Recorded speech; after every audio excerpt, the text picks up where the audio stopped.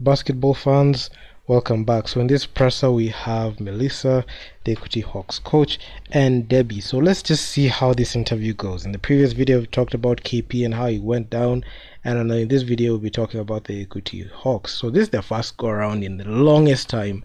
We've not seen them play at this level. They've been mostly playing zone 5 a lot, and they've been failing in zone 5, but this year they succeeded and they had a podium finish. They finished number 3, and in this video just be looking at their pre-game presser, and with my commentary and some of what they're saying, you can be able to understand what's really going on.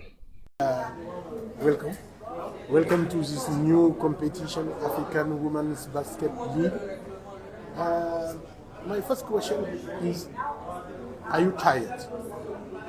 My God, this reporter's not holding back. He just went like straight for the banter. Like they look tired. Like this is the same thing I even saw in the pre-game presser with KPA. They just look tired and they just did look like they're excited to be there. And let's just see how they're going to respond. But yeah, man, this reporter was just just turned the banter, but they just turned the banter switch on, and it was crazy. I don't know why he had to ask that question, but anyway. Let's just continue. Are you tired because you just finished your qualification and you arrived today, this morning, late? Yes and no. There's some form of fatigue. Also the travel. We just came early in the morning. We finished the qualifier, went back home, and we played in the league also. So this is the life of basketball. You have to keep on playing. But the little fatigue is maybe because of the travel, but we are ready. You are ready. Melissa, you are ready?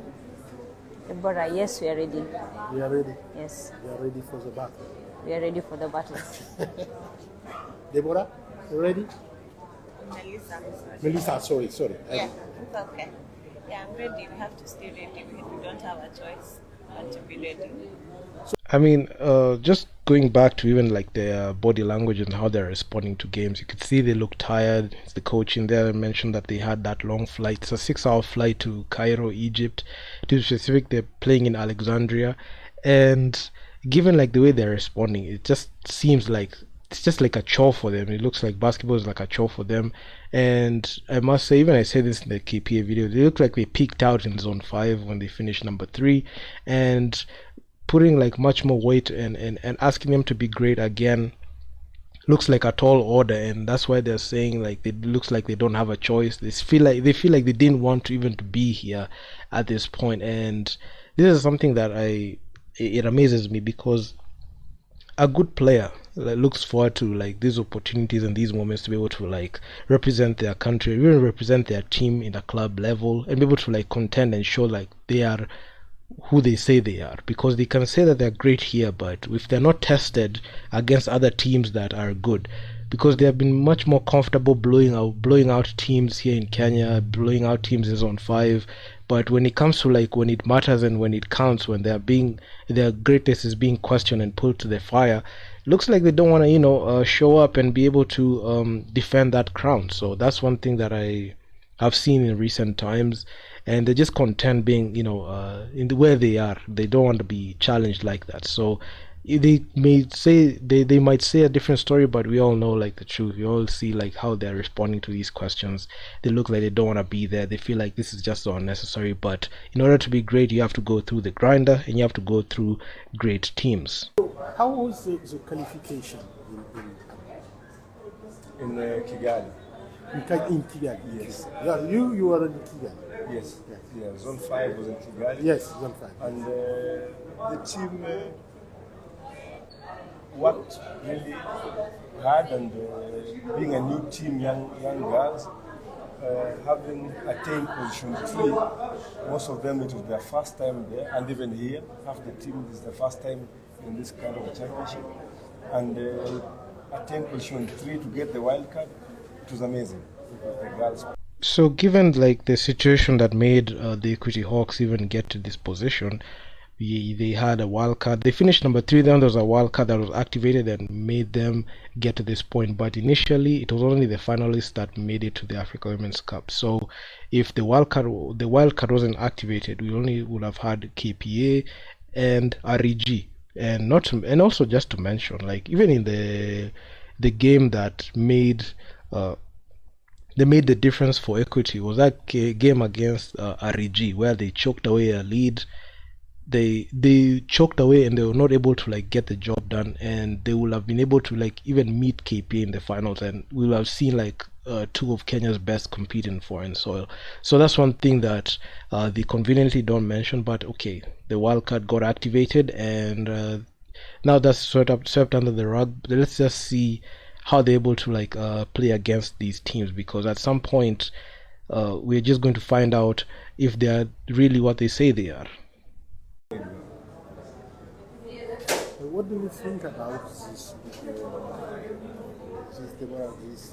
this new competition? The competition, I know it is a different ball game compared to the one that we had in Rwanda, but I believe we are ready for the challenge because we've trained for it and we are ready. So given like how they are beating up teams, they have beaten up the women's division in KBF, they took apart teams in Zone 5, but the big question is, do they have what it takes to be able to like compete at that high level? Because those KBF strategies and plays, those Zone 5 strategies and plays are not going to work here, because you're going to meet teams that are going to be able to like do proper scouting on you. There'll be a lot of film, there'll be a lot of times where teams actively know what to do and what to expect. So as much as I'm just looking at the fact that they're saying that they're ready, I don't think so, because you can be ready for a KBF team, you can be ready for a Zone 5 team, but are you ready for the Africa Women's Cup? Because it's a different ball game altogether, and every single possession, every single decision that you make on the court is being monitored. And if you're not able to if you don't even have like good plays that you're running, of course you're gonna get beat every single time. So that's one thing that I don't think that they're prepared for, because they're going to match up against teams that offensively they are very good. And even given the fact that today they're going to match up against Interclub, a team that took apart KPA in the most embarrassing way last year. I mean that was something that they need to like take heed to, because if they don't, it's just going to be like a huge blowout if they match up and they're not prepared mentally, physically, and also like gameplay wise, even the coach in this situation. Melissa? I concur with what Deborah has said. We're ready to play. We are here. The teams are much more competitive as compared to our zone. So we're just ready to play and to play well. What were the different changes between your qualification and the team who is going to play tomorrow?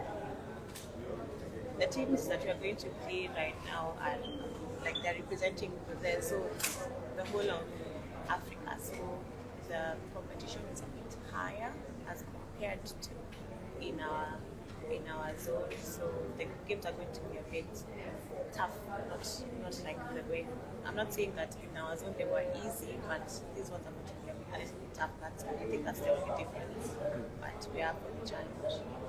Yeah, I must say the level of competition will change, because you're matching up against teams from all corners of the continent. So every single team has worked their way to be there. So it becomes actually quite difficult to even say like you're able to like beat a team easily. But one thing I'm even focused on when I'm talking about even Kenyan teams, especially in this case the Equity Hawks, in recent time they have not been looking like the strongest side, or even they don't even display like they can be able to like play winning basketball at this level. So there's so much question marks, especially even when it comes from even their roster, because if you look at even the way that they looked when even they won the games, they looked like they really struggled. Their team chemistry is not there. the coach is just putting a band-aid on a festering wound. And even given like the mentality, or even like the top teams in the equity Hawks, I don't even think that there's a number one, number two, number three option on the squad. They had the over reliance on a foreign player, especially when it comes to continental basketball. So, and given like even in zone 5, even given like the fact that they're going to match up against a team that has the ability to be able to like take them out easily and make them look like an inferior team, I don't think team wise they're able to like adjust to that level. So that's my biggest takeaway from this. And you can even see like somewhat of even their body language and how they're responding to this question. They don't seem to be confident even in their skill set, given like the way they have been hammering teams in KBF and Zone 5. They feel like they're not there yet, and I can see even the way they're responding to the question, they just look so short in there. And given even they finished number 3, there's still a lot of question marks in how they're approaching the games, because they didn't look as convincing, and they didn't even take apart teams as convincingly as you would have thought from a top team in the country. So there's so much that goes into that. So as the interview progresses, we'll just see how this thing pans out, and I also give my final remarks on it. So moving on. Do you have in your team comparatively in the qualifiers some changes? I mean, some players you put to be better or something like that? Basically, my team has not changed much. Maybe we've just brought in one more player who was not in the qualifier. So we've managed to maintain the same core, which we have tried to make them gel a little bit more, so they understand each other better than they did in the qualifier. And what will be the main objective here? Is to go to be on the quarterfinal, semi-final, or final? I believe everybody comes to a championship to be in the finals. So majorly, as our team, we are going to work with that. We will take one game at a time, and we pray that we reach the finals. Well, unfortunately, I don't think that's going to happen. A finals appearance, or even like a number 1, number 2, number 3, will be quite difficult for either KP or Equity. In this case, Equity, I don't think they're going to like get to that point, because given like how they look, okay, I like comparing KP and Equity because these are two top teams in the country, and KP look quite dominant when they're playing.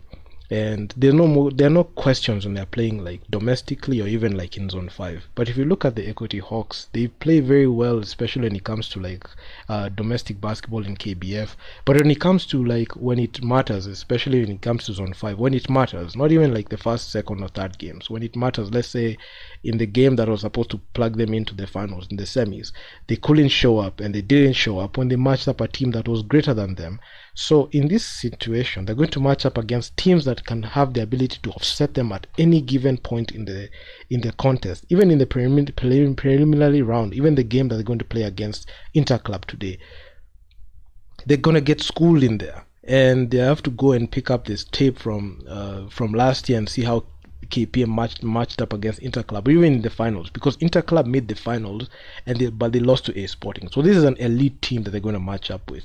And even on the question on like even adding players on the roster, given like the way teams are retooling all over the continent, you saw REG add 2 WNBA players on the squad, and they're just adding on to the quality that they had even previously. So there's a lot of anticipation on how KP or even Equity in this case are going to match up against that type of competition. And given like the way the mentality that Equity has, I don't think that it will be a walk in the park at all. It will be very difficult for them to be able to adjust to that position. So I'm just waiting to see the adjustments they're going to make. I know they have their own plays, they have their own things, but they have to like level up on their plays that they're making, because if they keep making the same plays, they're just gonna lose again. and it's just going to be very much. It will be much more embarrassing than what we saw in Zone 5 against REG. So, yeah, moving on. So you are coach. You are going to play against this team of Angola in Ghana. Okay. You know them. Yes, it's not my first time to play against Interclub. I think in 2016, Equity Club was in Angola for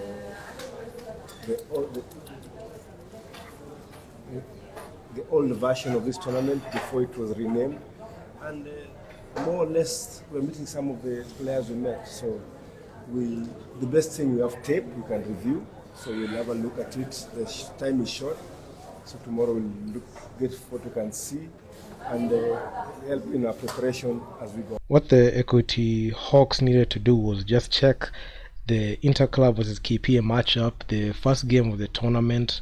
This game specifically just exposed like how Interclub like manage the offense. They rely on shooting the three ball, which I don't think Equity have. They don't have like a dedicated 3-point shooter, and that's the same reason, and that's the same thing that makes even a team like KPA really struggle. In this case, even Equity, there's no 3-point shooter on the team.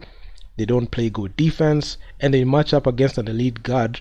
It becomes difficult for them to be able to like stop that scoring barrage, because they're not able to be very they don't have like they're not very good when it comes to like defending the perimeter, or when they have somebody that can be able to like score the ball inside, they don't have any type of defense to be able to like stop that. So those are one of the things that they needed to do in the scouting report. Hopefully they've checked that out, because this game is in about like 3.5 hours.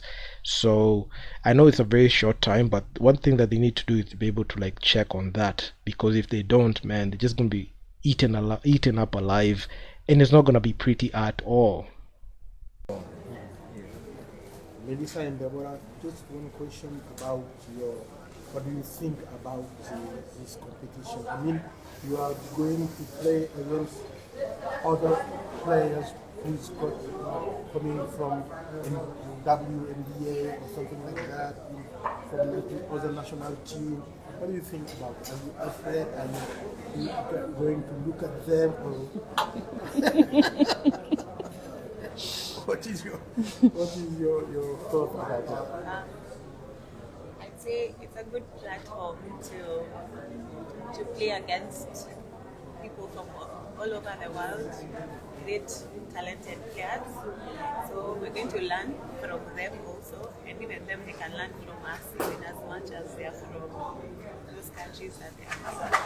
And we're going to grow ourselves from competing with them. Yeah. My God, I knew this question was coming at some point. Let's just talk about this. So we have a couple of players coming from abroad to come and play. For instance, the biggest like blockbuster move was REG getting 2 WNBA players on the squad, and I know this question was going to be asked like majority of the time, and let's just talk about this. So one thing that I don't like is like the way the reporter tried to like show like the WNBA players are better than Kenyan players. I know it's something that comes up a lot, and I feel like you should always be confident in your own skill set. If you know you're doing the right thing, and you know that you're very good, and you put in the work on your skill set, it doesn't matter which type of competition is going to come. You're just going to find a way to adjust and be able to win that matchup. So the mentality for the Equity Hawks right now should be, we're going in there and you're going to match up against teams that are very good, and it's not going to be like those 100-point games or those teams that you blow out by 50 points. That's not going to happen, because every time you move up, the competition gets difficult and much more difficult as you progress. So the teams that you're going to match up with, be prepared to be able to like beat them by only like 2, 3, or even 4 points, or even most of the time like a 10-point win.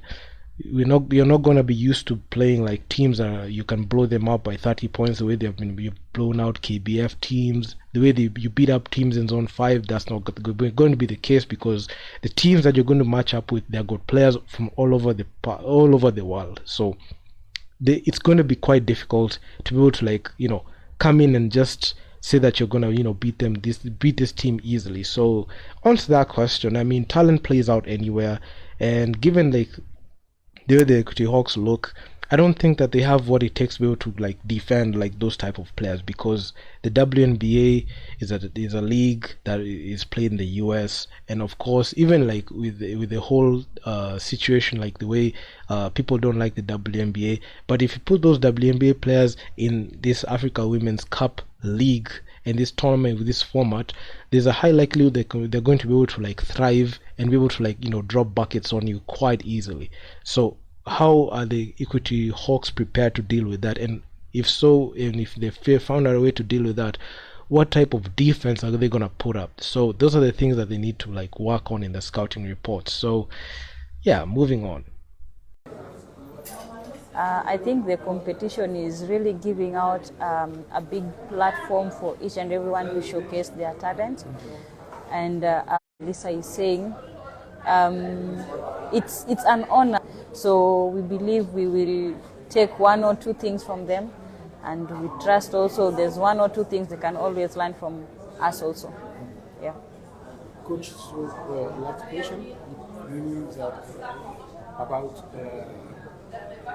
maybe coming again on this, the main objective for you for this tournament, it will be to be on the second phase, or to take the game one by one? Just as my players said, the team is young. Okay? We have players that have not been at this level, even though they were not at the level of the qualifiers before. And we are giving them the exposure. We are building this team for the future.